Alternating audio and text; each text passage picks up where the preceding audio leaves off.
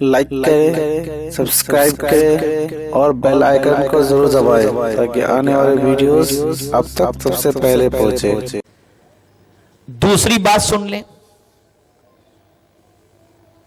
یوں تو قرآن مقدس کی آیات کی دو قسمیں ہیں، آیات محکمات اور آیات متشابہات۔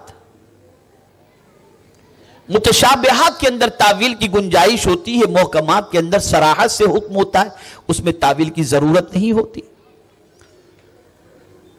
تو جہاں پروردگار نے جھوٹ سے بچنے کا حکم دیا، وہی پروردگار نے اپنے محبوب سے فرمایا کہ میرے محبوب آپ کہہ دو، قُلْ لِلْمُؤْمِنِينَ يَغُضُّوا مِنْ أَبْصَارِهِمْ وَيَحْفَظُوا فُرُوجَهُمْ۔ میرے محبوب آپ مومنوں سے کہہ دیں کہ وہ اپنی نگاہوں کو نیچی رکھیں اور اپنی شرمگاہ کی حفاظت کریں۔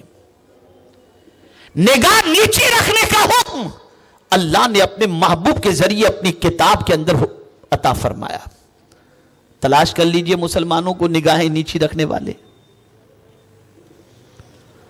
اللہ رحم و کرم فرمائے، اب تو 60 کا بھی ہونے کے بعد نگاہیں بہک رہی ہیں،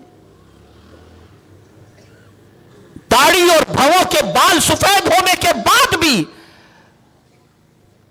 اگر کوئی جوان لڑکی نکل رہی ہو تو ٹانک جھانک کرتے ہوئے لوگ دکھائی دیتے ہیں۔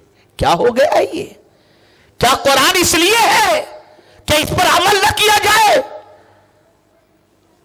یہ کتاب اس لیے ہے کہ اس کی ایک ایک آیت پر عمل کی کوشش کی جائے، اس کے ایک ایک حکم کو اپنے سینے میں بٹھانے کی کوشش کی جائے۔ یغض من ابصارہم، اپنی نگاہوں کو نیچی رکھو۔ میرے محبوب آپ کہہ دیجئے، مومنوں سے کہہ دیجئے کہ نگاہیں نیچی رکھیں۔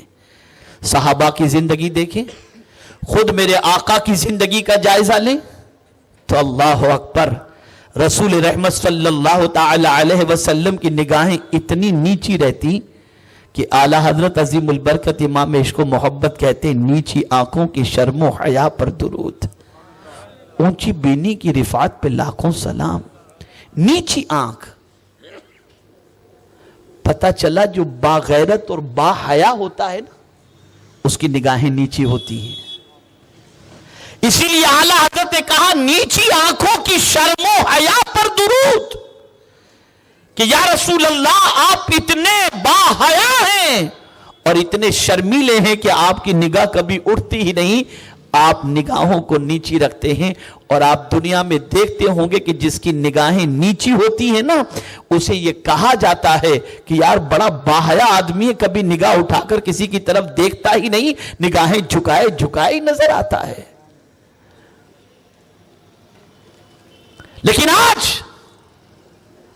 شاید ہی کوئی جگہ ایسی ہو، کوئی ماحول ایسا ہو، کوئی موقع ایسا ہو جہاں پر نگاہوں کو بے لگام چھوڑ نہ دیا جاتا ہو۔